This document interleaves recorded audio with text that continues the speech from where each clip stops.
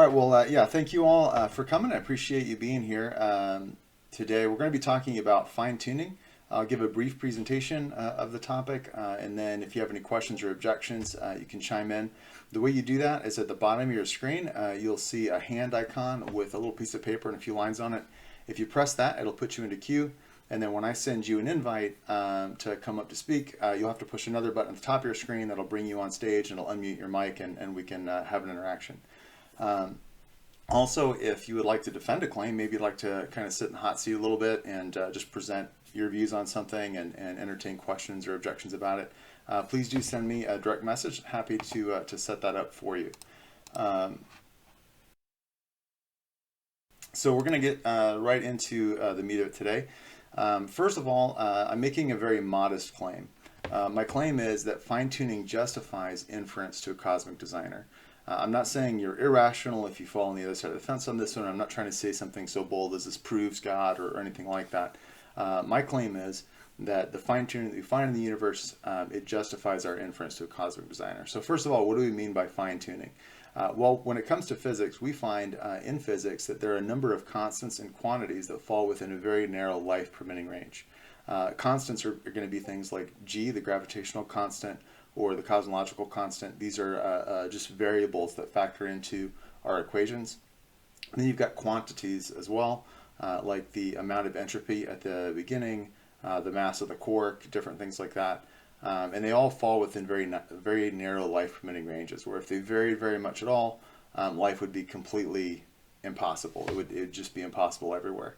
And these also are very disconnected. And so, for example, the spin of the electron seems to have nothing to do with the initial low entropy state, right? I mean, the electrons are still spinning the same way they were now, even though there's more entropy than there was at the beginning. And the mass of the quark seems to have nothing to do with the amount of dark energy that's in the universe. And so we have all these different values that all kind of fall seemingly independently into these various life-permitting ranges. Just to give you a couple of examples of some of the effects of variances to these, is first of all, like if we had 1 in 10 to the 108 more dark energy than we have in the universe, dark energy is what pushes against gravitational forces that would cause the universe to collapse. It sort of accounts for the continued expansion of the universe. While if we had just a little bit more, slightly more, 1 in 10 to the 108 more dark energy, then the universe would expand so fast that the only thing that would exist in the universe would be hydrogen and helium that would occasionally bounce into each other and then off into empty space for trillions of years. And so that would obviously be a life-prohibiting universe because, a solitary hydrogen atom is not alive. So another example would be that if gravity were a little bit stronger, then in the initial conditions around the Big Bang, not enough neutrons would be produced. And so all of the protons would end up getting locked in helium. And that would not allow for chemistry. There'd be I think one chemical reaction that could occur in that universe. So we couldn't have a bunch of complex molecules coming together. And of course, if you can't have complex molecules, then you certainly can't have complex biological life. And there's a number of these. Physicist Luke Barnes says that there's something like 10 to 12 different qualities or different numbers that come out this way. Just to give you a kind of a visual illustration, I'm going to post in the speaker's whiteboard an image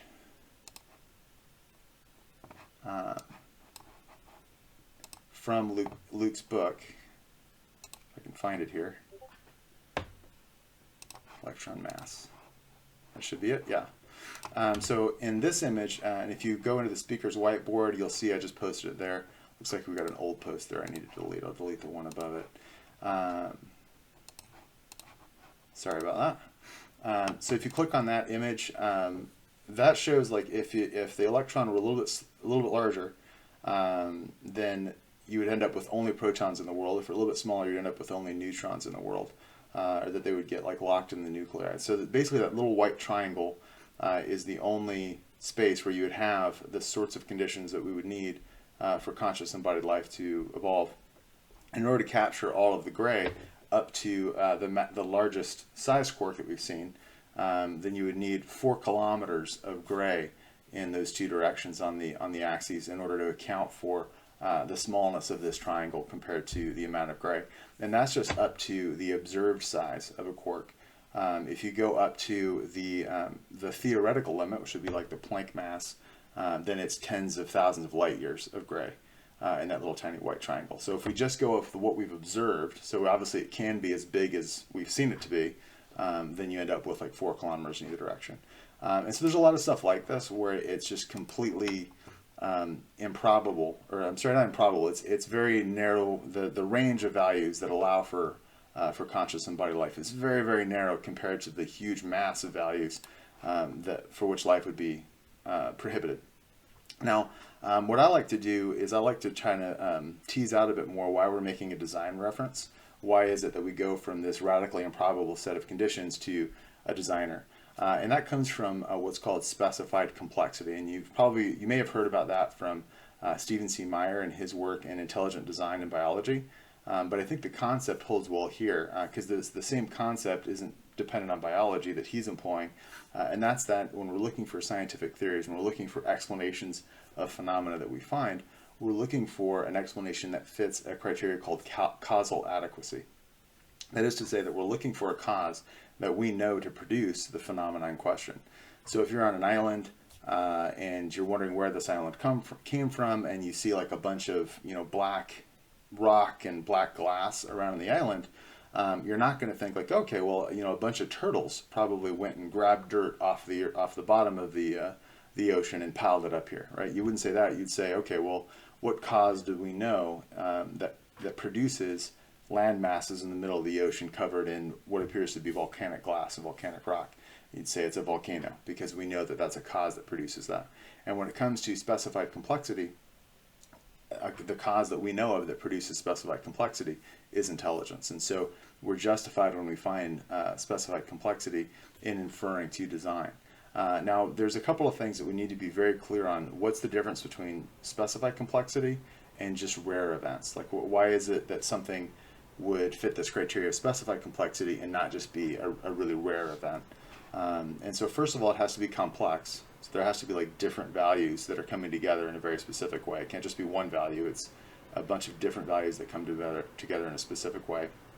And it has to be specified, which means that it's specific to some external criteria. So let me give you another example, and I'll post this again in the speaker's whiteboard. Made a little graphic of a sort of, see if I can find it. I didn't realize that how hard it would be to find these images. Need to orbit one, that should be it. Yep. So if you click on that image, what you'll find is there's this like very specific set of physical criteria in order for an asteroid to come into a stable orbit around the sun, let's say. And I'm just kind of picking this as an example. And so here we have this very specific, very narrow, there's a lot of things that an asteroid can do that would not be in a stable orbit around the sun. It could fly off into space, it could fly into one of the planets, it could fall into the sun itself.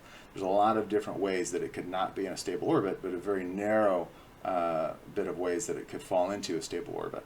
And it meets those needs. So there's these needs of the orbit, and then there's this asteroid that meets those needs by falling into this orbit around the sun. So is that specified complexity? And we would say no for two reasons. First of all, there's this thing that's gravity that kind of, it's the link between the two. So it's not actually external, because what defines the needs for the orbit is the same thing that causes it to fall into that orbit, right? So gravity is what it needs to satisfy these particular gravity conditions in order for it to go into this orbit. And gravity is what acts on this asteroid to cause it to go into the orbit. And so this wouldn't be an external standard, it would actually be just a description of how this asteroid is going to behave. And then the second thing is, and I'm not an astronomer, but presumably there's tons and tons of asteroids or meteors or whatever that fly into the area, and so you'd have a lot of different chances for it to happen. And so if you have, there's 1 in 1,000 chance, and you've got 1,000 asteroids, it's probably worse chances than that. There's probably also more asteroids than that. Then maybe it's not so surprising that one of them hits the right orbit. Now let's take a different example where we have very similar scenario, but here we would infer design. Here on the second image, we've got let's say that we've got a golfer, and he's going to hit the golf ball. and he happens to get into the hole-in-one. He's apparently a good golfer, right? So now we've got the needs of golf, like what is it that the golfer is trying to do, the rules of the game that describe how you're trying to get this golf ball into the hole. And then lo and behold, there's a golf ball that meets those needs. And so is that specified complexity? And here we'd say it is. And the reason why we would say that the golfer designed, or it was designed that that ball should go into that hole, or at least very close to it, would be because the needs of golf are not determined by the gravity of, you know, the physics of how it is that the ball flies at that hole. That there's an external standard. The needs of golf, the needs of what you need to do to win golf, has nothing to do with the physics of balls flying through the air. And there's also not, you know, depending on the golfer, I suppose, there's not a ton of balls that are flying towards the hole, you know, for any particular, you know, at putt or whatever they call it. I'm not a golfer. Where they go up there to hit the ball, whatever they call that, at the base, I suppose. There's only one or up to I think 6 balls that you can hit. So even though the 6 inches squared or whatever that hole is, that 6 inches squared is no more or less probable if chosen at random than any other 6 inches squared on the whole golf course. The fact that that particular 6-inch square of a hole meets the needs of golf, and that it hits that, gives us a reason to think that there's some design involved. Now, this isn't as strong of a design inference because I'm essentially giving you one value, and that is that this ball going into the hole and this particular need of wanting to get a hole-in-one. We could probably get more specific and come up with more examples. But the point of this is to show how specified complexity breaks down if we don't have a connection between the standards and, you know, what's causing it to meet those standards. It would break down. Or if we have a whole bunch of rolls of the dice, so to speak, then you would undermine that as well. When it comes to our universe, as far as we can tell, we've only got one universe, one roll of the dice, so to speak, on our laws of physics that gives us these constants and quantities, and also the needs of a conscious embodied life don't in any way cause these values to hit their what values they have, right? So the fact that, you know, you need protons to have complex molecules in order to have conscious embodied life doesn't do anything to cause the gravitational constant to hold the value that it does. And so it would be independent for that reason. And so that's why we would say that that the constants and quantities that we find, that it does it's not just very, very improbable, but it's actually specified complexity, that there appears to be this intentionality behind it. And basically when we find specified complexity in life, usually it's going to be things like language, or it's going to be things like the PIN. We use it every day. If you enter a 4-digit PIN at the cashier, that 4-digit PIN is no more or less probable than any other, you know, 4-digit number. But the fact that it matches your bank account lets the bank know that this wasn't entered randomly, that this was by design. And so we make these sorts of inferences to design all the time. And so how do we get to God from that? Well, first of all, we do this from our conceptual analysis. And so we know that, for example, a designer, in order to design the universe, must be intelligent.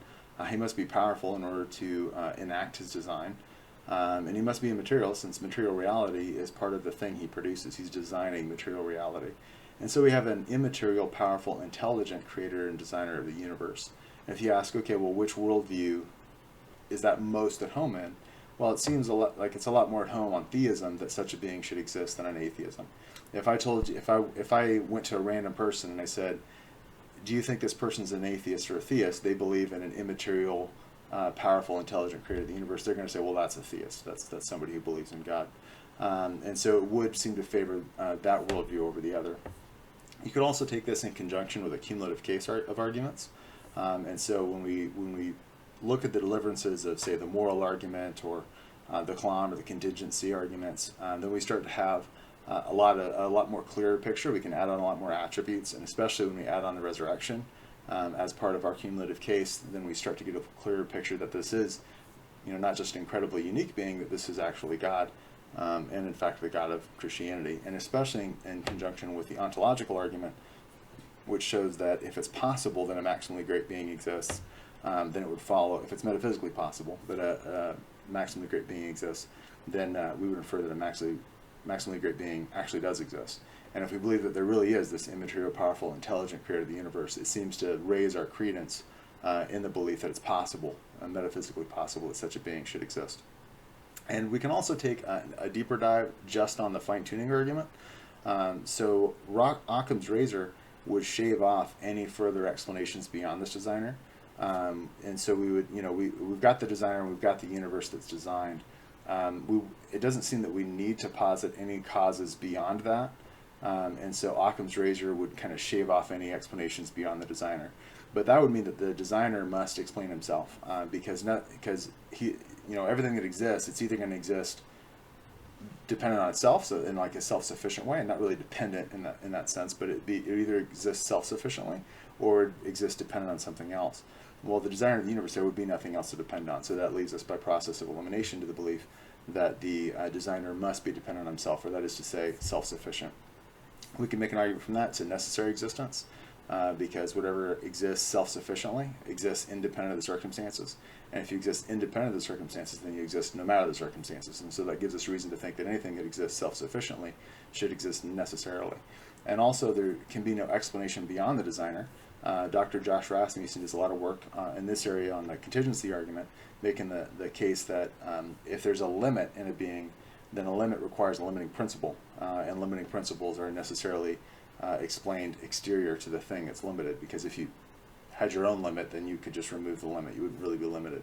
And so if there is no explanation beyond this being, then it would seem that we would have no limiting principle, and so it would be unlimited or be infinite. And so that's how we can make the move from intelligence to, it's not just intelligent, but it's actually omniscient and omnisapient. It's not just powerful, but it's actually omnipotent, because we don't have any grounds or anything to hang on to enforce a limit on this being. And so we start to get these superlative attributes, which are normally reserved for God alone. And so again, you don't have to go all the way to that in order for the conclusion to be valid. My claim, again, is not this shows definitively that God exists. I'm not trying to prove anything.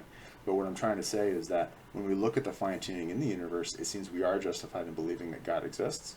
And that just requires the basic conceptual analysis, that first step where we just say, well, there's some intelligent creator and designer of the universe. And if you get that far, then the argument is justified on its own. The rest of what I was saying as far as a cumulative case and the deeper dive into the conceptual analysis is sort of icing on the cake, so to speak, if you take it a little bit further. So that's kind of a brief presentation of the argument. Again, if you have any questions, concerns, objections, what you can do is you hit that button at the bottom of your screen, and that'll put you in the queue. I believe it was Percy who put some questions in for us before. I'm going to go over Percy's questions that he posted in the general first, but if you have any questions, comments, objections, or if you just want to add on, you can hit that little button with the hand with the paper at the bottom, and then that'll put you in the queue. So first off, oh, no, it's Jonathan's questions. Sorry, I thought it was Percy. So first, can you talk a little bit about the role played by the principle of indifference in your argument? If the likelihoods of given states of affairs under naturalism aren't being provided by our best scientific theories, are we arriving at them via some principle of indifference? If so, why have you chosen this partition of possible states of affairs to apply indifference reasoning to rather than some other partition? Furthermore, do you think we need to apply a principle of indifference to God's intentions? And how should we go about partitioning the space of God's possible intentions? So there's a lot in this first question, and I would say that there's kind of a few aspects to it, a few things we'd say. So first of all, principle of indifference to me says that if you don't have any reason to decide between different possibilities, then you would ascribe an equal credence to either possibility. Here I haven't appealed to probability in that sense. So it's not as though I'm saying that one set of values is more or less likely than another set of values. What I'm saying is that there's a number of set of values that all fall within a life-permitting range, and they match an external standard. So it may be the case that would be more applicable to different versions of the fine-tuning argument, ones that appeal more to radical improbability. All I'm saying is there's this very narrow range of possible life permitting values and a big range of life prohibiting values. And we have a bunch of different values in these different constants and quantities that hit those life permitting ranges. And so I don't think that I'm necessarily appealing to different ways the world could have been. I'm just saying, given the world we're seeing, we see this pattern and it matches this external criteria. It's kind of like if you find a book. Well, there's a lot of different ways a book could be written, but even if all you have is the one book, you can still say, well, this book has writing in it that matches an external standard in human language, let's say. The ink, there's nothing about the ink that makes it match that standard. And so we'll infer, design from that specified complexity. As far as the principle of indifference to God's intentions, nothing about what I've presented today, requires anything about God's intentions. And so I haven't made the case that it's probable that God would create the universe at all. I haven't appealed to God's intentions at all. I've just said that we find specified complexity in the fine tuning, and specified complexity justifies inference through designer. And so that's my whole case. So, whether you say God would or wouldn't want to create a universe, I don't know. I don't know a priori that you would know whether he would intend to or not. But a posteriori, now that we find a universe that is finely tuned, that appears to be designed for conscious embodied life, then we would say, based on the designer having designed that he intended to design it. Question 2, could you talk a bit about how you think fine-tuning interacts with other arguments for theism and Christianity? I think I may have addressed that already. Can one simultaneously advance a fine-tuning argument while remaining skeptical that we would know God's reasons for allowing horrendous evils? Yeah, I certainly think so. I think, in fact, I think you could advance the fine-tuning argument even if you think that horrendous evils give reason to disbelieve in God. So for me, I don't think it's like I don't think that it's a winner take all with these arguments. I think that you can say, well, I think that the overwhelming evidence is that God exists, even though I think that there is evidence against God's existence. The balance of the evidence would nonetheless weigh in favor of God's existing. In the same way that, in a trial, a defendant's attorney might say, well, look, I'll admit that there are some very suspicious things about my client, but nonetheless, I hope you'll see the balance of the evidence weighs in my client's innocence. And so I don't think that you have to dismiss any other arguments in order to accept this one as a reasonable argument that gives you some reason to justify belief in God. 2, some reasons, some theists will respond to the apparent hiddenness of God by speaking of goods of mystery, goods that can only obtain because God's existence is not obvious. If a fine-tuning argument is as strong as many theists maintain, does this not threaten to undermine such justification of God's remaining hidden? So I'll say 2 things. Number 1, I think that that objection doesn't necessarily connect with my argument, because I'm just saying that it's justified. Again, I'm not saying that you're compelled to believe, or that only an irrational person would maintain disbelief in the face of this. I'm not saying that at all. But number 2, I think that the goods of mystery argument would work even if fine-tuning was that strong, because you would still have people who never heard the argument, and so you could still have people who have some sort of benefit from having not had that evidence, I suppose. Again, that's not my defense to the divine hiddenness argument, but if somebody was lodging that as a defense, I think that they could probably still get it through, because even if fine-tuning is conclusively strong, you would still have people who'd never heard of it. And on that token, for the proponent of the argument for divine hiddenness, they could make the case that, okay, yeah, that argument is great, and yeah, that makes, for those who know the argument, that God isn't hidden, but there's these other people who didn't know the argument, and so God's hidden for them. And so I think that I think it could go either way on that. That's my opinion anyway. Number 3, what's your favorite account of self-locating propositions or evidence? Perhaps you could talk a bit about the consequence of your preferred account for multiverse objections to fine-tuning. I have to be honest, I don't know what you mean by that first question, self-locating propositions. I'm not sure what that is. As far as multiverse objections, The fact is, we don't have any scientific reasons for positing a multiverse. There's not any evidence of a multiverse that would have different physical laws.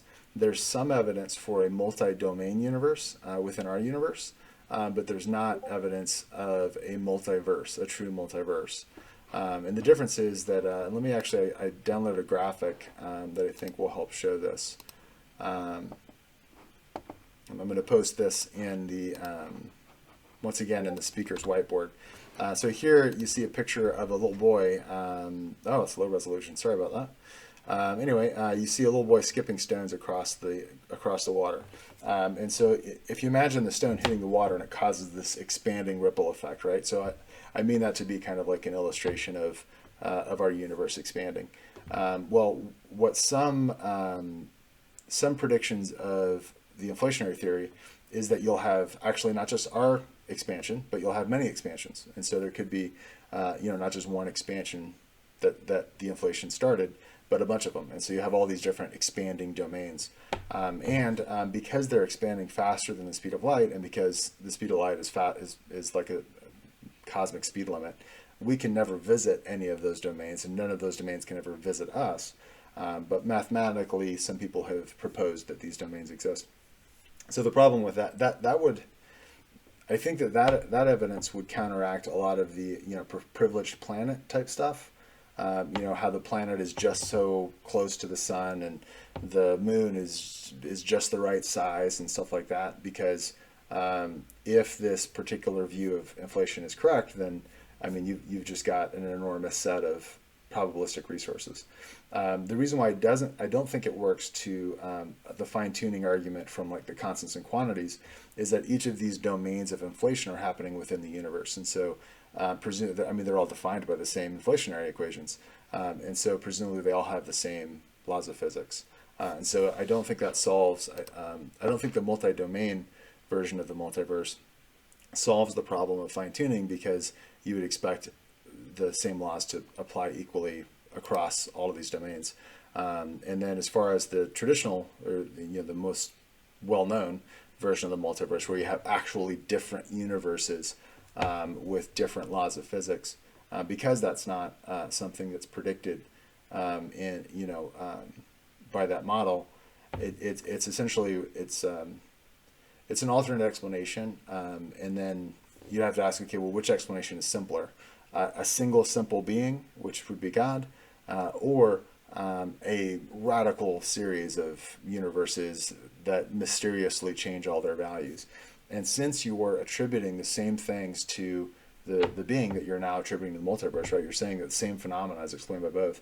I don't think that one is qualitatively better than the other, because again, all of the qualia is being assigned to both explanations. And then obviously the multiverse hypothesis is quantitatively more complex.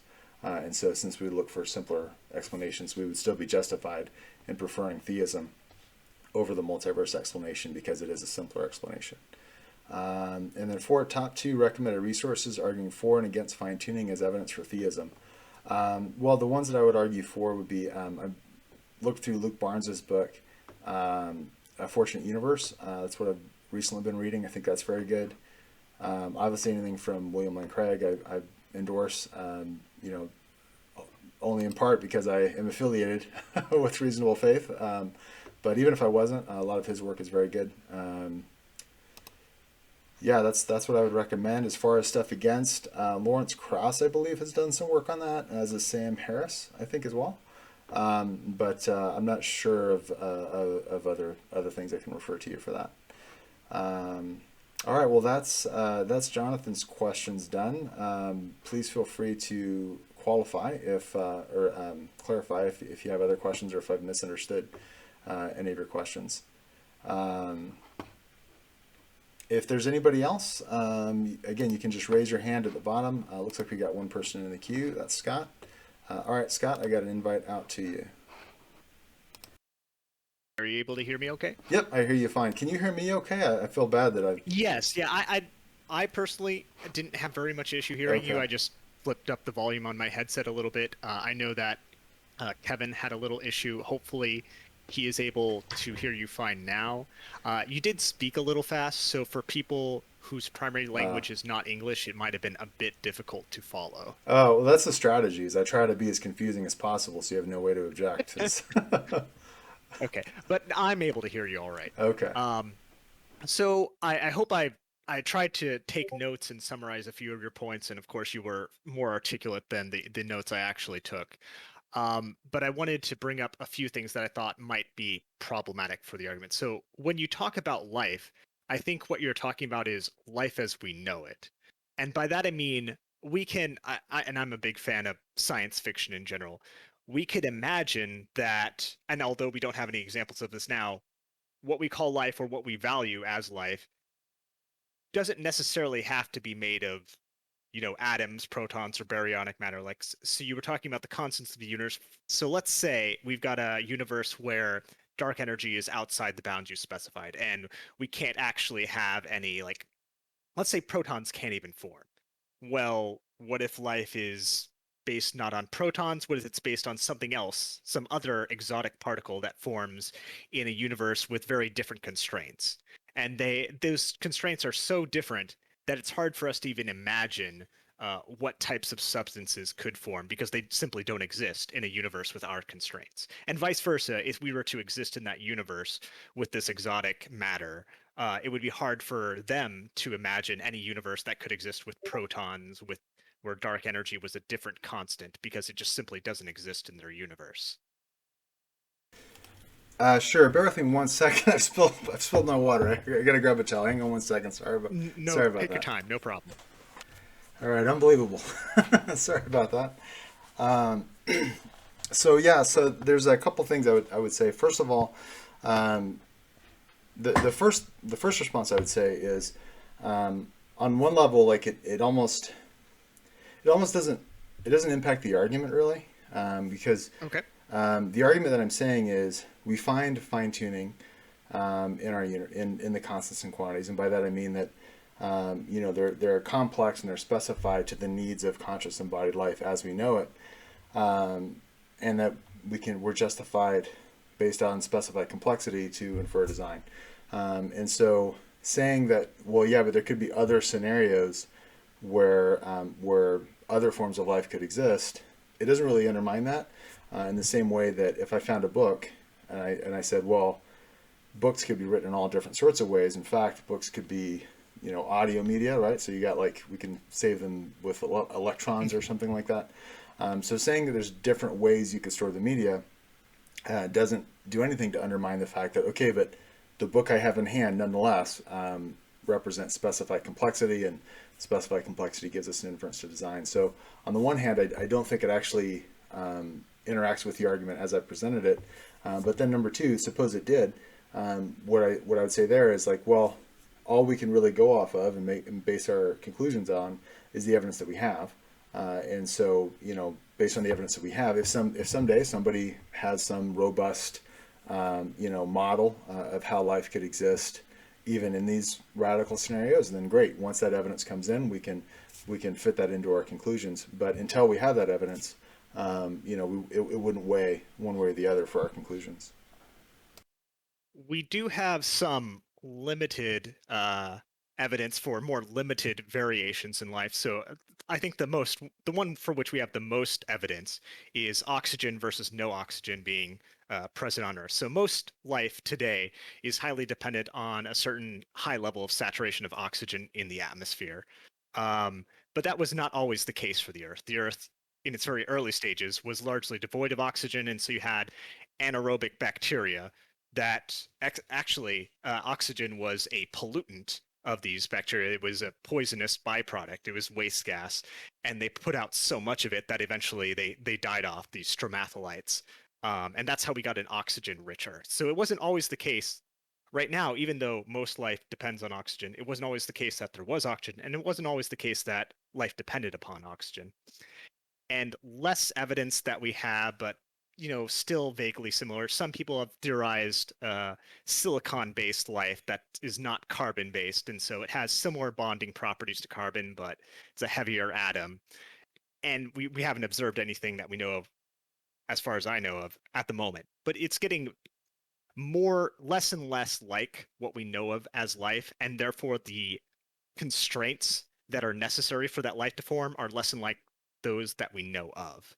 I think it's not too much of a stretch to imagine that it's, I think it would be difficult to say it's impossible that something could not be considered life, but we just are unable to detect it or imagine it, but it's not even built on baryonic matter at all. Sure. A bacteria that passes so much gas it killed itself. It sounds like members of my family. But apart apart from that, yeah. Again, I mean, on the one hand, like we're not saying the fine tuning that we're appealing to for a life prohibitive universe isn't it's got more or less oxygen or it's got more pressure or less pressure or anything like that. It's we've got nothing but protons that are floating around by themselves, or we've got no free electrons, which means no bonding of any kind, or we've got nothing but neutrons, and so like the state of affairs that we would predict, based on what we know now, predict that there wouldn't be any sort of conscious embodied life. Again, like we can imagine that, and really all the argument needs in order to get off the ground isn't it doesn't have to say that it's impossible that life could exist under such circumstances. All it has to be the case is it's improbable that life would exist. It seems very unlikely that if all you have is individual protons or perhaps a helium atom here or there floating around, it seems very improbable that life would arise under those conditions. That's all we need is we just need it to be improbable. It doesn't have to be impossible.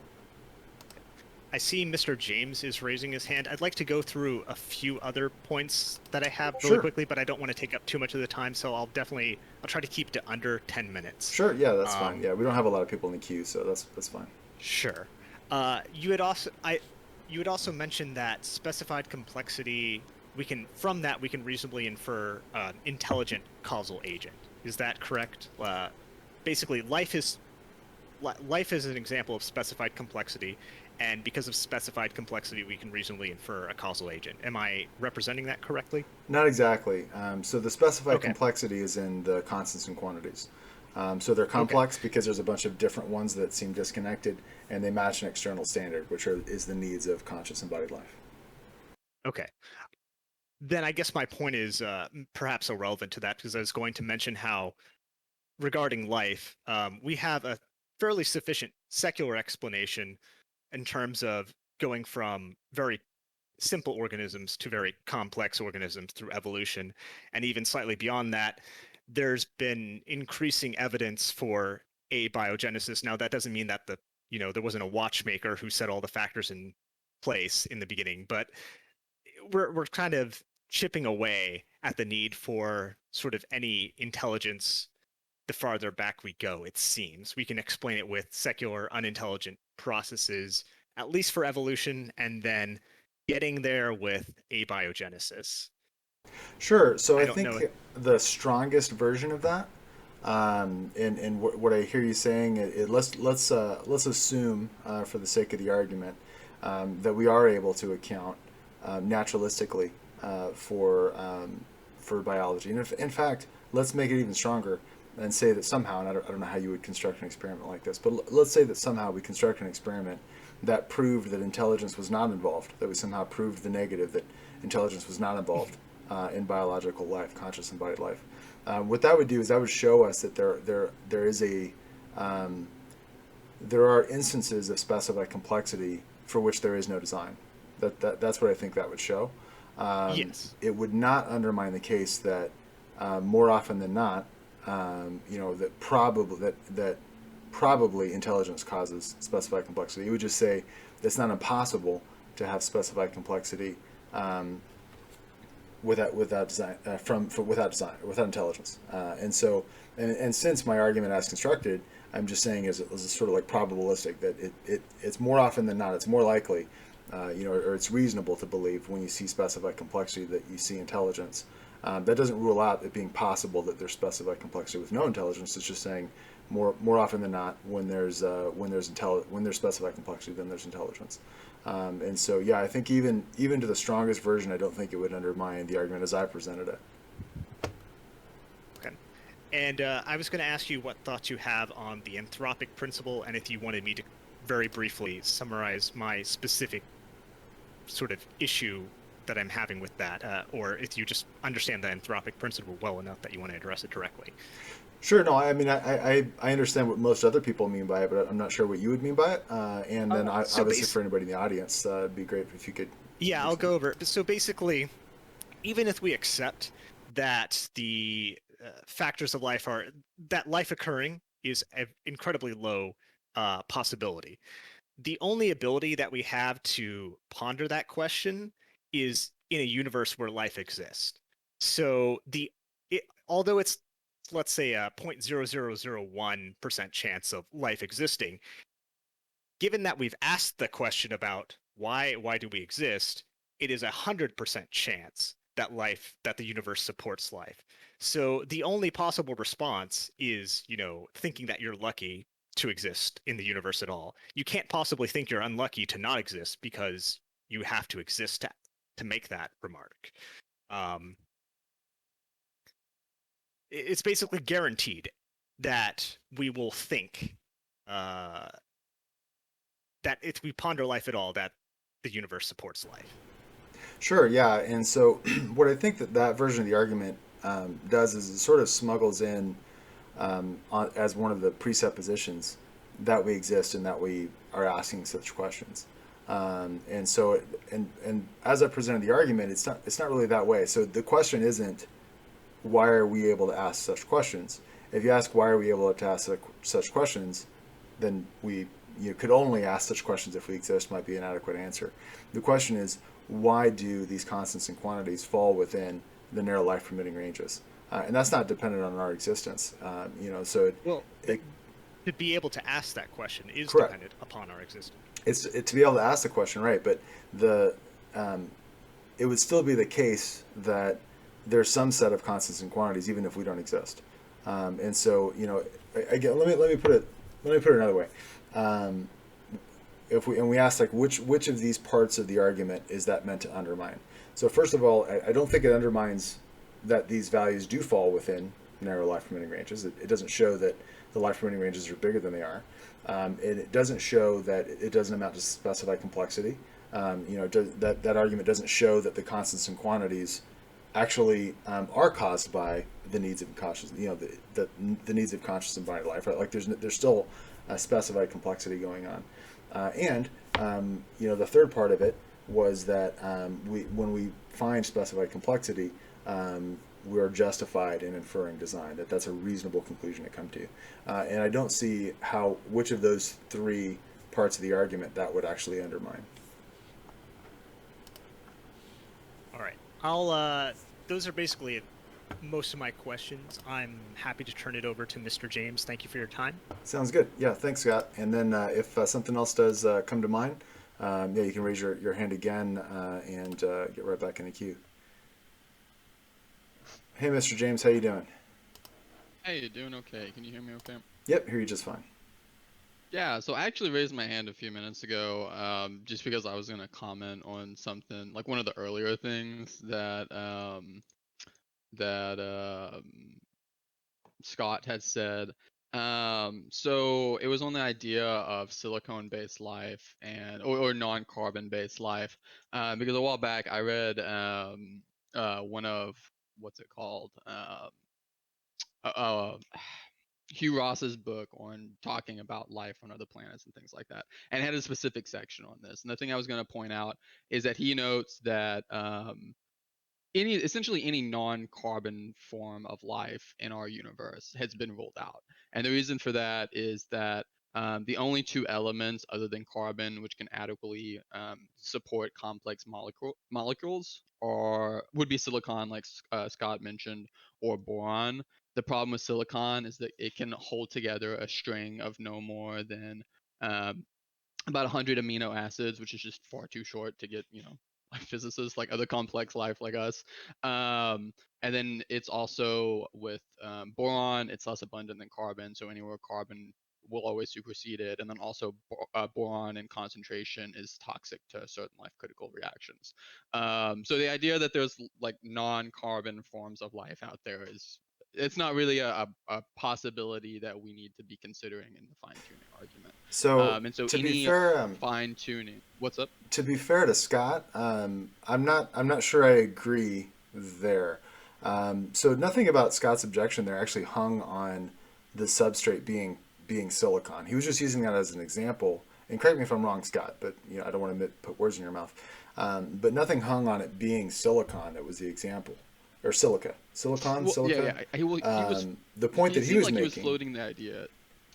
Well, so what he Sorry, was go ahead. saying was that silicon has a wide range of, different compounds that are possible, and I don't think his objection didn't require that the substrate for the life be silicon or silica. I don't I don't know if there's an N or not. If Luke Barnes hear this, he'll be very angry. Anyway, it doesn't require it to be silica, the substrate.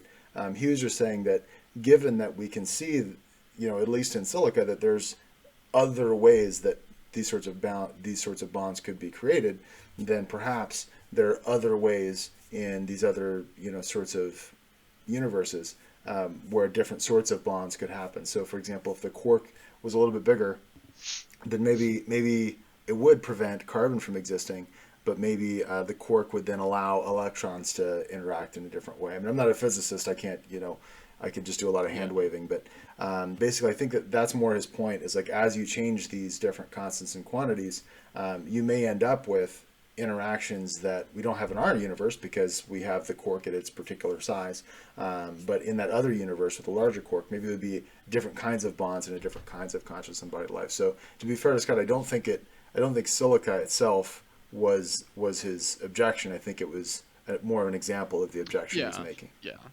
I think you're right. I think that's an accurate representation of Scott. The way I saw it is he was floating the idea of different universes with different laws of physics, and like you said, he seemed to be using silicon as an example. And I just wanted to comment on that because I know sometimes people mention silicon and boron as possible other types of life bases. I just wanted to say, at least in our universe, that doesn't seem to be a good example. But I do think I didn't think that he was saying like, oh no, we can have like silicon-based life here.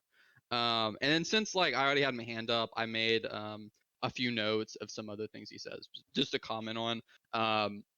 So he mentioned the idea of there being other universes in which the laws of physics are different, and maybe life could come about in different circumstances in there. So Robin Collins, who's a philosopher who's done probably the most amount of work on the fine-tuning argument, gives the example of, like, imagine you have a spotlight shown onto a wall, and on that wall it's essentially a bullseye, like you would throw a dart at, and the bullseye is maybe like half a millimeter long, and then everywhere around it is black. So it's just enormously small bullseye in this sea of black, and you see a single dart come in and hit that bullseye, right?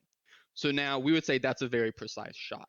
But suppose then the spotlight expands and you see outside of that, large initial, board that we were looking at, there's all these other different boards in which maybe the bullseye isn't quite as small, or maybe it's bigger and stuff like that. The fact that there are those other boards out there doesn't change the fact that it was still a really precise shot on the initially, on the initial bullseye that we were looking at. And I think that's applicable to the case of fine-tuning and the laws of physics in our universe. Even if there are cases, of maybe things in different universes with different laws of physics, if the bullseye wasn't so small, so to speak, that wouldn't do anything to undercut the fine-tuning of our universe. And then just It might, on though, a bios. because like You think? I think that might sort of that analogy I think misrepresents the case being made by the multiverse proponents. So if you've got I think that where that would factor in is not so much to the multiverse per se, but in like, what if there were different laws of physics where life was very possible, where it was like highly probable that there'd be life. I think that would more impact that version of the argument. But the actual, like, the multiverse, the proper multiverse hypothesis, where you have the same laws of physics we do, but you have different values for all these different universes. Instead of it being that there's this one bullseye and you expand out and it turns out there's all these other areas, it would be like you got the one bullseye, but instead of throwing one dart, you throw 100 million darts in the general So direction of yeah, the board, and then lo and behold, one of them hits. And so that would yeah, actually undermine that the shot was designed. If you throw 100 million darts and one of them happens to hit, then nobody's surprised. So I think that yeah, that's more along the lines of what Scott was saying. yeah. So in the regards Here of we're both putting multiverse, I words in don't Scott's think. mouth. Sorry, Scott. Yeah. Well, I don't think Collins uses that example that I provided in reference to the multiverse. He usually just uses that in reference. If it's been a while since I've Hmm. read Collins, um, of oh, well, what if the laws of physics were different? In regards to the multiverse, then yeah, I think you're right. That's a different story. Um, but Collins also notes with the multiverse is not only like I think it's interesting with the multiverse. Like there were so many objections to it. I think you mentioned two good ones, which is we don't have any evidence for it. And I forgot. I think you mentioned another one. But the the fact that Robin Collins has noted, like, if you think we have a multiverse in which there's all these different universes being generated, then you've only just kind of kicked the fine tuning up a level, because that multiverse would need to be it would have to have certain properties which would entail it being fine tuned as Boltzmann Brains, stuff like that. And then on abiogenesis and evolution, I just wanted to note on Scott, I don't think you're quite up on the science on that. I mean, this isn't an area I fall super closely. I only keep it in my peripheral. But in recent years, confidence in abiogenesis has only gone down. Like the window of when life could appear on Earth has become a lot smaller than we initially thought it would be. Kind of the early suggestions of a primordial soup have become increasingly more problematic. Like all of my reading in this area shows that like abiogenesis is becoming more and more problematic. It's not going the opposite direction. As far as simple organisms going through the process of evolution, again, I would say that I think this is an area where maybe the lay population isn't quite as up to date as what's going on, as like actual academic scholarship on that. As of right now, my understanding is there's not really a clear mechanism for evolution, from simple to complex. For a long time, the thing that we were told was kind of, oh, it's just random mutations acted upon by natural selection. That's gone out the window, like that neo-Darwinian synthesis, and new mechanisms are being proposed. It's not like people are just throwing up their hands, but like it is more problematic than I think Scott's kind of hand wavy comment made it seem. And so I would just say you might need to do a little bit more. I would encourage you to read some more of the up-to-date scholarships in those two areas, because I think you might be a little out to date on that. Oh, and then Scott. And Uh, then the only other thing I had a note here just was, if I can um, push back one slightly, yeah, go for it. um, Yeah, as Christians, we kind of should hope that there is some success in the field of abiogenesis, because you'll note that the Bible does not say that God created life directly. It says that He created it indirectly by causing nature to bring forth life. So we better hope that there's a way for for nature to do that. Now, granted, it could happen as a divine miracle, but the point being that I'm gonna accuse you of abio eisegesis there. I think you mean that kind of tongue in cheek, but I would say like that's a lot of I think you're reading some things into Hebrew poetry there. well, I mean, we either take the opening chapters of Genesis to be completely poetry, or we take it to have some sort of theological message. And if we for those who do want to take it as literalistically, and saying that something like evolution is contradictory to it, then I think you have to deal with the fact that, yeah, what it says is that God causes nature to bring forth life.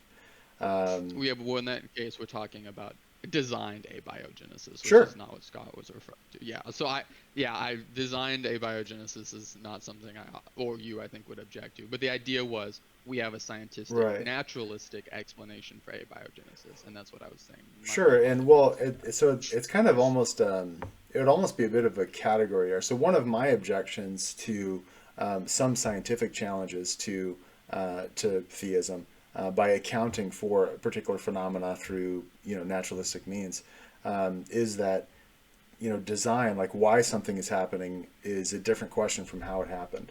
And so if we think that that there is designed abiogenesis, then we should expect to find, or it would be reasonable to expect to find a naturalistic mechanism for how it happens, because God created, our belief is God created nature and he designed it to produce these particular results. And so we would expect that, given a design day of biogenesis, that there would be a naturalistic account of the mechanism through which God did it. And so in that sense, I think that, again, we would, I agree. Obviously, I'm not an atheist. I'm not trying to defend atheism here, but I don't think it's as clear cut as it may seem. That I guess I would. I mean, like, I don't know how much you would want to go down this like rabbit hole, but Sure. I would guess I would just, in that chance, like challenge that counterfactual claim, which is that if God, designed there was a designed abiogenesis, that therefore we would have a plausible naturalistic mechanism. Like, I don't see any reason to think that. Well, I think I would just do it. I would just run an argument from induction and just say that most of the things that happen in the universe happen naturalistically. As a theist, we believe that God's purposes are for everything, and so most of the things God does, he does naturalistically. And so, does that include the resurrection of Jesus? Well, that wouldn't be naturalistic, no. But again, saying that most of the things he does is he does naturalistically doesn't entail all the things that he does naturalistically. So then, if you grant an exception for the resurrection or an exception for the creation of the universe, couldn't we also have an exception for abiogenesis? I mean, if God's getting the ball rolling, it seems like creation of, mankind, which is the, supposed to be kind of the steward of creation. It seems like a pretty good candidate for an exception to naturalistic order. Sure, and you could certainly go down that route, but I don't think that the probabilities are going to get you there, because again, saying that something probably happens or most often happens a particular way, a counterexample isn't, but sometimes, right? Like it wouldn't be a counterexample. So again, you're right though. We are really far off the field, and we're getting into evolution. Yeah. We're really talking about. I didn't figure we'd want to derail that. One thing I do want to bring up though, since you brought up a second ago the multiverse hypothesis, the strongest explanation of the multiverse hypothesis that I've seen has been a combination of string theory and the chaotic inflation, or I think it's called chaotic inflationary theory. That's the one that gives rise to the multi-domain universe hypothesis. So string theory allows for 10 to the 500 different possible universes, and then the multi-domain hypothesis says that there's all these different expansions that are happening, and so some people will combine those and say, well, each expansion might be a different one of these options. The problem is that the string theory doesn't predict multi-domain. It doesn't predict that any number of these are going to happen, right? So it doesn't predict that all of the 10 to the 500 will happen. It just says that it allows for up to 10 to the 500. And the multi-domain hypothesis doesn't entail that each domain has a different set of constants and quantities. And so that's the closest I think I've seen people come to a strong multiverse objection, is combining string theory and that inflationary theory. But again, the problem is that you still wind up most likely, what the physics would tell us is that you wind up with a bunch of domains that have the same constants and quantities. And you still have 10 to the 500 possibilities, so it's not really narrowing down the probabilities. Yeah, plus, you still have Boltzmann Brains and the explanatory, like theism being explanatorily simpler. Can you explain the Boltzmann brain to me? I've tried my darndest to understand what's being objected there. Can you explain that one? Yeah, so the simple idea is so let's say we have a multiverse, right? And there's all these different conditions and stuff. It is more probable that you would have a universe. So okay, let me put it this way: a universe like ours coming about in a multiverse situation, right, with all these fine-tuned parameters, it's really unlikely. Well, what's more likely in a Boltzmann brain, in a multiverse? You know what's more likely than having a universe like that has our fine-tuned quantities? A universe in which there's just a single brain that fluctuates into existence, hallucinates a world like ours, and then fluctuates out of existence. And so if you have a multiverse, what you would have is, you might have some universes like ours that are fine-tuned for life, but they would be swamped. They would be vastly outnumbered by universes in which there's just a single observer that fluctuates into existence and thinks that they're in a fine-tuned universe. So if you want to commit to the multiverse, what you really should conclude is not that we're fine-tuned, because what you should conclude is you're hallucinating a fine-tuned universe, because that is way, way, way more improbable. under the multiverse hypothesis. But at that point, you're not then explaining the phenomena; you're actually denying it. So that is like a really bare bones like idea of the Boltzmann brains. It's like, and they were called Boltzmann brains because a similar issue was created with a theory that some other scientists had, and they're just kind of like importing it to the fine-tuning argument. But it's just that idea of like it's more probable for brains to fluctuate, hallucinate, and then that be the reason we observe the things we do. Does that make sense? Yeah, I guess the part that I've always wondered though is like, well, how do you get a probability that a mind fluctuates into existence and hallucinate? Like, how in the world would you, like, how do you put a probability on that? Like. Yeah. I mean, the white triangle in that sea of gray from Luke Barnes is like, okay, yeah, I can see how you would have a probability distribution there, but how do you get a probability distribution for a mind fluctuating into existence and hallucinating a universe? Well, I mean, even if it's like just more specifically like a brain. I mean, with the type of with just like the probabilities of something like the low entropy condition, which is something like 10 raised to 10 raised to the 100 something its power, right? Like, when it's and that's just for one, initial condition. When the probabilities on the other side are that high, but no, I agree. It would be really hard to calculate. Yeah. Okay. But yeah, that's the Boltzmann brain. And then I see that Prince had his hand up. I was gonna say, like, you mentioned, you put it down, though. I think, you talked about the Anthropic Principle. I was literally all I had to offer here was like a kind of analogy, or not analogy, or a thought experiment, which has been used in the past regarding this objection to fine-tuning arguments. And I'm sure you've probably heard it before. Like, imagine that you have a guy lined up on a firing squad, and they have 100 trained marksmen pointing their rifles at him, and he's tied up, and it's ready, aim, fire, and all the gunshots sound, and then the guy, to his great surprise, sees that he's still alive, and he's like, oh, I'm alive, like, I survived, like, why did I survive? Like, it would be silly to say to him, well, listen, it's silly to ask that question, because the only reason you can ask that question is because you're alive. It's because no one killed you. So that's all the explanation you need. You don't need to ask, why did none of the bullets hit you? Like, that's not a good explanation for that situation. Like, it still cries out for an explanation. I mean, in a similar way, as saying, well, we wouldn't be here to observe the universe if it didn't have life-forming values. It's like the same thing. Like, that doesn't offer an explanation for the phenomenon. Sure. Yeah, well, that's sounds. all I had. All right. Well, thanks, James.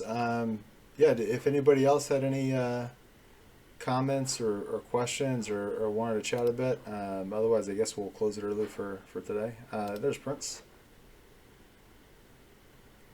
Hey, Prince, how you doing? Should I call you Prince or Robot?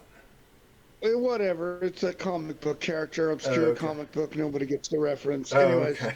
It's okay. It doesn't matter because you used a different version. You didn't use most of these versions that a lot of fine-tuning proponents use, where they compare it to like hitting a royal flush in poker, and of course objections to that are why it might be rare in an individual hand to hit a royal flush. If you consider all hands being dealt in all casinos in the world, then it becomes inevitably that eventually somebody's going to hit a royal flush. But Sure. I had more to say, like, at the end, because that doesn't really have to deal with your version of the fine-tuning. It would be an objection to other people's versions, but not particularly yours.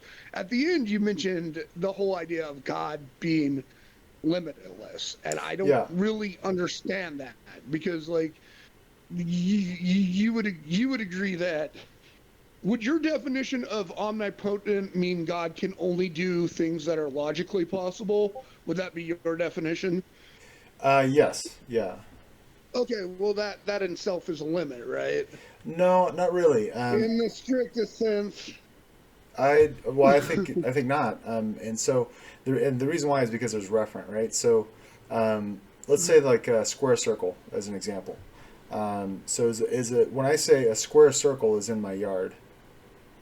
What am I? Is that true or false? That's false. Technically, it's neither. It's actually just an incoherent mashup of words. There's no such object as a square circle.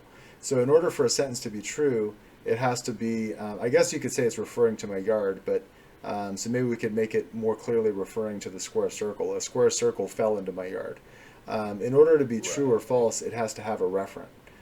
Because, on the correspondence theory, sentences are true or propositions are true or false based on whether they correspond to or don't correspond to their referent. And so if there is no referent, not even a conceptual referent because it's an incoherent concept, then the sentence actually doesn't even rise to the level of being true or false. And so... Go ahead. I think you cut out. I'm not hearing him. Is anybody else hearing him?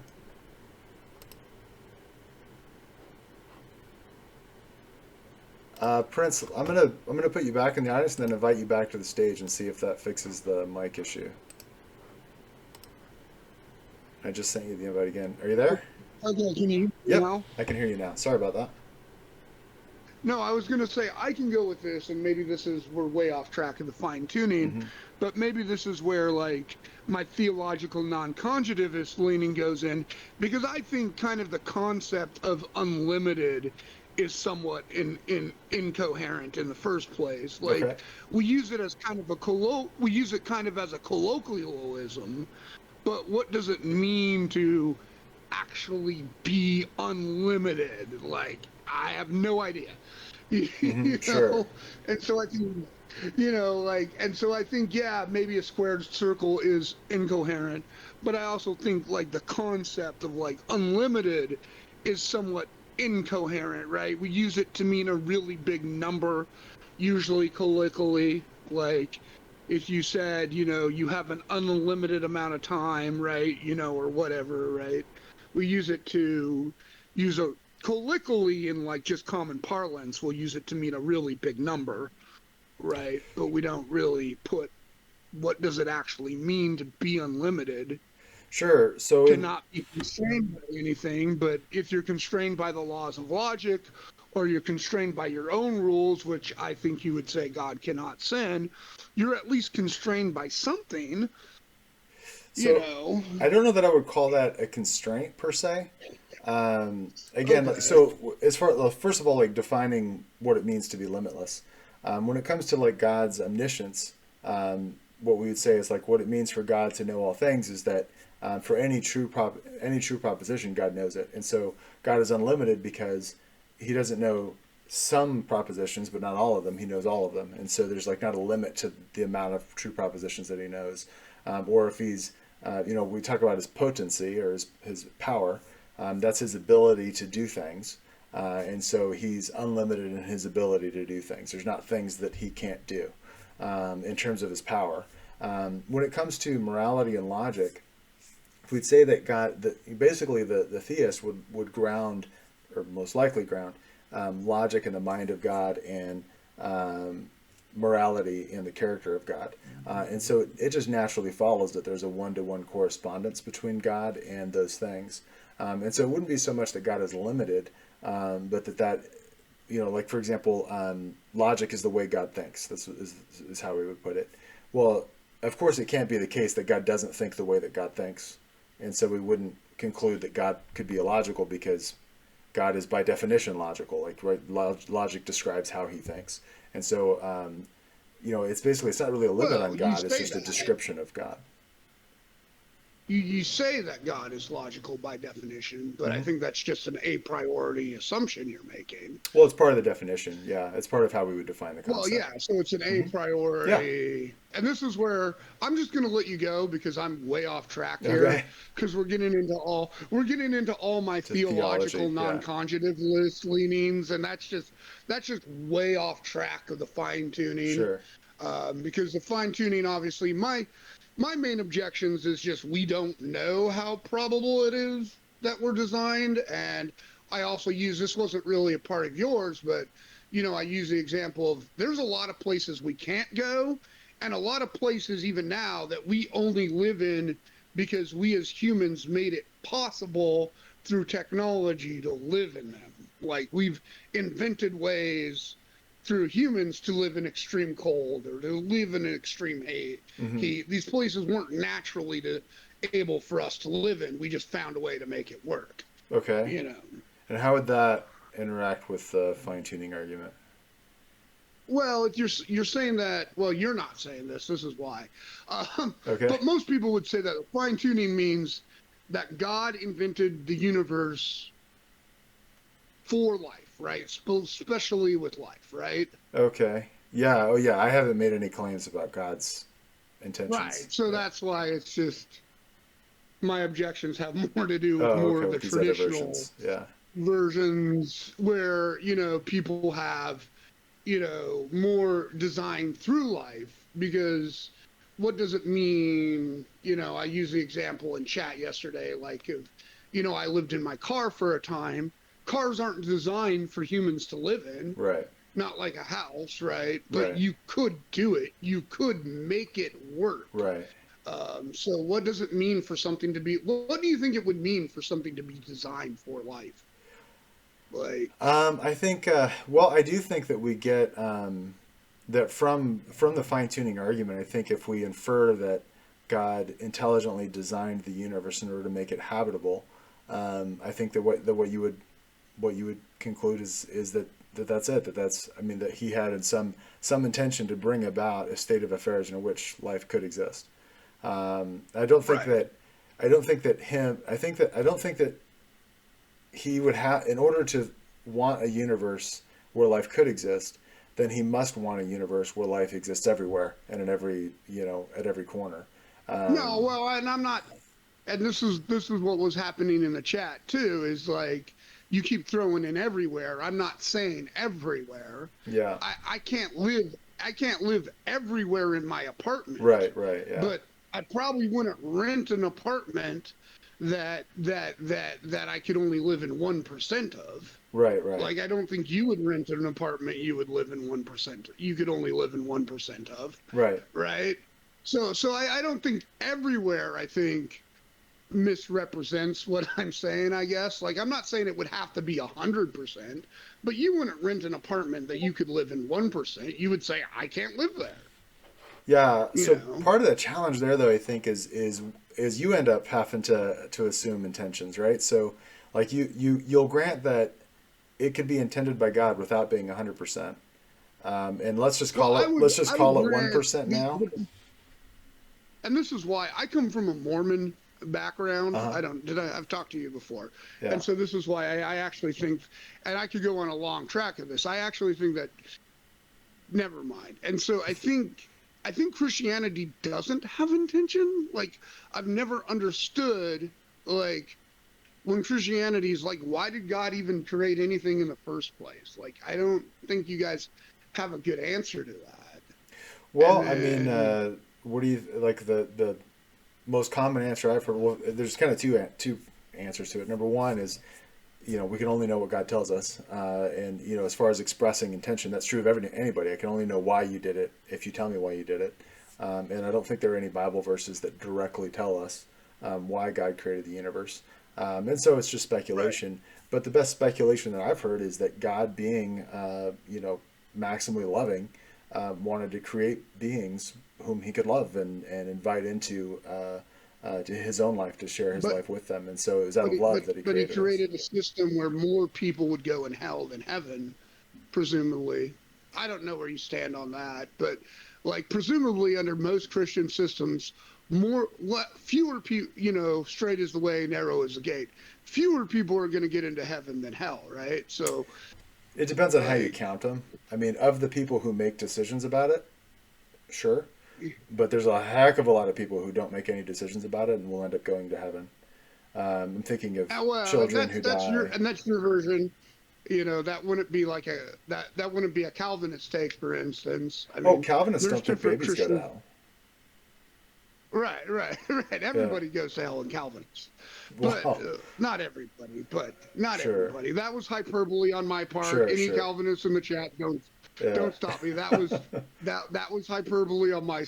I don't want people blowing me up for saying something inaccurate. Sure. Because that was hyperbole. Okay. But the idea is, but Christians even disagree on that issue amongst themselves, right? Who goes to heaven, who goes to hell? Not really the point, but I think to say that God created a world and so much of it's uninhabitable, and so much of it is actively trying to kill us, right? With natural disasters and stuff. Like, so much of it is just trying to kill us. Like, I don't see the warrant for the idea that a designer created the universe with humans in mind. Now, there could be a designer who just created the universe and like, well, let's just see what happens, or any other forms of designers. I don't know that those are impossible, but like, I don't see any reason to think that the universe was created with humans in mind. The facts seem to contradict that in my mind. There's just too much stuff trying to kill us at the end of the day. You'd at least agree, though, that like the argument as I've presented it, since it doesn't rely on any like intentions in the designer. I would agree that my objections are more geared towards a more traditional fine-tuning argument that they would use. Like, I've had Christians actually use the royal flush argument. It's like we hit a royal flush. Sure. And then, of course, the response to that is, well, yeah, a royal flush might be a rare occurrence in one hand, but if you include all casinos, all hands of poker being dealt all over the world right now, it's just a matter of time before somebody hits a royal flush, right? Now it's not rare. Now it's just an inevitability. Sure. Now it's not rare. Now it's just going to happen. Yeah. Eventually the numbers will get there where somebody hits a royal flush. Right. Just. Well, cool. Well, I'll let you, if you have any final comments, and then I'll go to James for a final comment of the session. Okay, perfect. Sounds good. Well, hey, thanks, Prince, for that. And I'm going to go to James for a kind of a final comment before we close out for today. Hey, James, welcome back. Thank you. Yeah, so I was going to comment just because... Oh, wait, where did Prince go? I think some people can listen without showing up in the audience. So he may be... He was in here. Well, I mean, like, he was, like... when he was like other people he was commenting on a discussion that I was having with him in chat the other day, and so I didn't feel like he was being charitable to my point at all. Okay. So I was going to comment directly to him. Yeah, sure. But if he's not here, I won't take up any. Well, you'll be on the recording anyway, so yeah, if you want to just. Oh, well, I would just say that no, I wasn't saying like, oh, it's like hitting a royal flush. I was making the point that if me and you sat down at a table and we play a game of cards and I get a royal flush 10 times in a row in a single game, you would be ludicrous. You would almost certainly think that I was cheating, and you would probably play it safe and get up and go to another table because you recognize that the improbabilities of that happening 10 times in a row are so large, and because of the specified complexity, because of those things, it's not rational to just say that. And so then to look at the universe, which would, are comparable levels of improbability here, and just be like, oh yeah, improbable things happen. Like, you're not being consistent.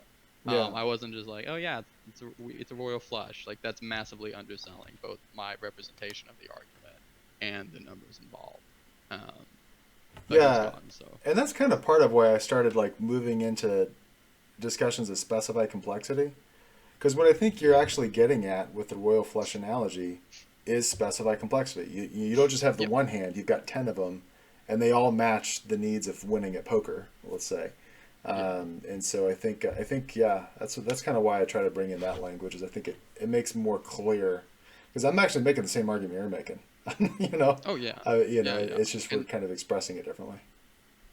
Yeah, I saw because I had to get off last night after I responded to I think it was Kevin on something, and I was like, all right, yeah, I guess if I respond to this, I need to start bringing in specified complexity. Yeah, like it's really important. It's like, if you get 10 random garbage hands in a row, I don't think anything of it. But if you get 10 flushes, like I do, even if not 10 flushes, maybe you get like a straight, then a flush, then a royal flush, something like that. Like, even if they're slightly different, but they're all winning hands. Right.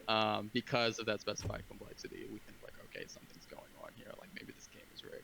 Yeah. Yeah. All right. Well, that he hopped off, so that's all I had. All right, sounds good. Well, thanks, James. And yeah, thanks everybody else for coming. If you look on the left panel at the top, you'll see events for everything else coming up. But other than that, thank you all for coming, and hope you have a great rest of your day.